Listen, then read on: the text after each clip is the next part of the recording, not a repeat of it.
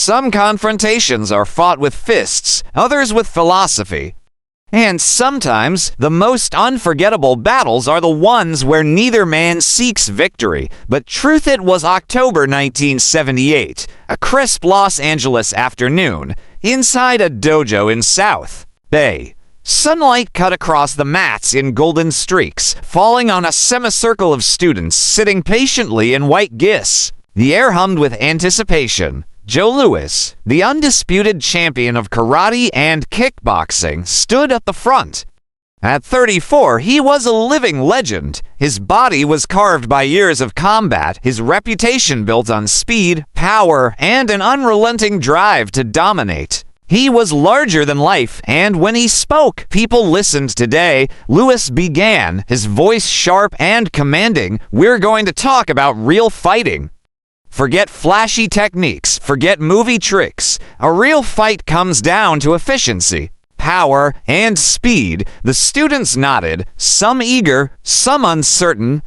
And then one brave young man raised his hand. What about Bruce Lee? The room froze. Louis's jaw tightened. With a dismissive wave, he cut the student off.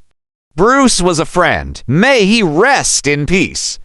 But let's be honest, most of what you saw in the movies wouldn't work in a real fight. The words landed heavy. He mimicked Bruce's Wing Chun trapping movements with exaggerated flair, almost mocking them. All that philosophy, all that flowing movement. Impressive on camera, sure, but against a real opponent. A solid karate strike beats that. Every time, the students glanced at one another, unsure if they should nod or stay silent. What Louis didn't know was that someone else was listening. In the shadows of the dojo, Chuck Norris had just walked in. At 38, Norris was calm where Louis was fiery, measured where Louis was bold.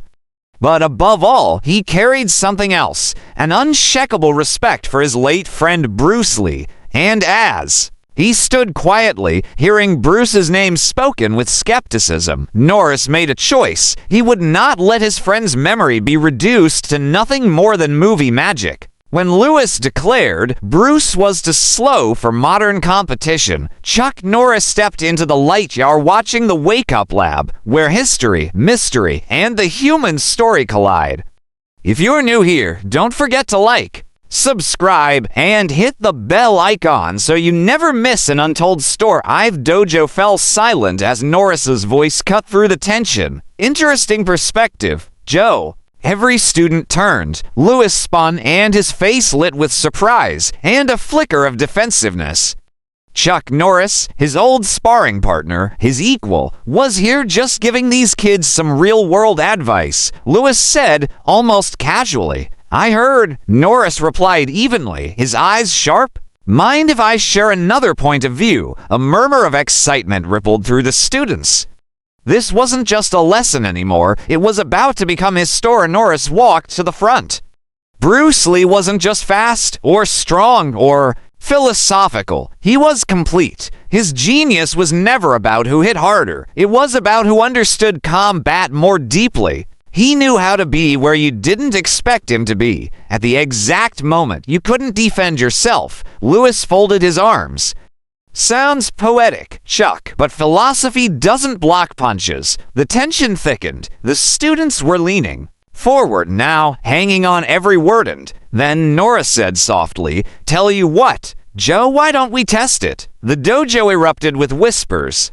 Two of the greatest martial artists in America, about 2 sparring mats were cleared. Mouth guards were fitted. Mike Stone, another champion who happened to be present, stepped forward to referee round 1. Louis exploded forward, his speed overwhelming, kicks flying so fast they blurred.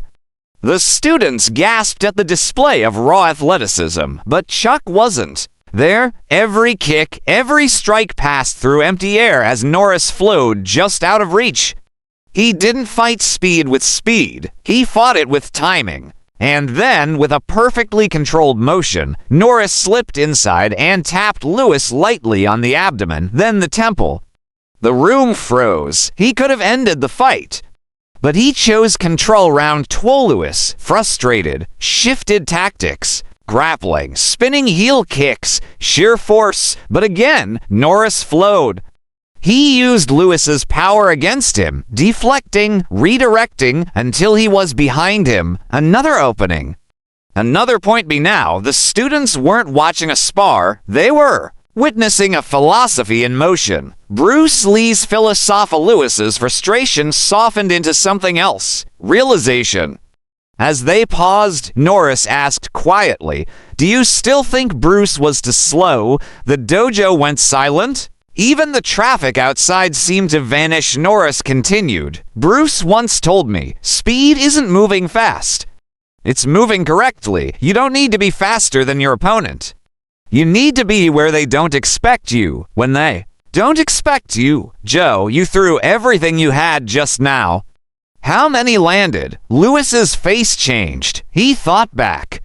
None. And how many times did I need to use full speed? Norris asked. Never. Lewis admitted in that moment. A champion who had built his career on speed and aggression understood what Bruce had meant all along. That mastery wasn't about velocity. It was about comprehension. Lesson was no longer just for the students. It was for Joe Louis himself that night. Joe Louis bowed his head. He addressed his students differently now, with humility. Real martial arts isn't about being the fastest or strongest.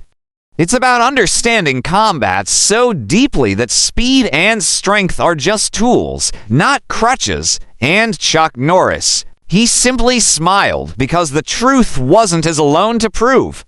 It had already been lived and left behind by Bruce Lee. What do you think?